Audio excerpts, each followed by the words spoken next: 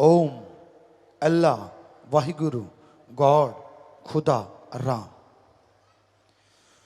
वो सच है, पर उसका संग कैसे करें? आप उसका संग करें ना करें, वो आपका संग हमेशा करता है।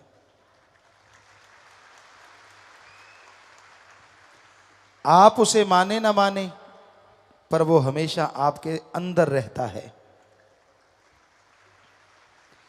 कई लोग पूछते हैं कि आदमी जब गुनाह करता है, बुरे कर्म करता है, क्या मालिक तब भी अंदर होता है? अगर होता है तो रोकता क्यों नहीं? कौन कहता है कि मालिक रोकता नहीं? आदमी जब बुरे कर्म करने शुरू करता है, अंदर से एक आवाज आती है, मत कर ये बुरा कर्म,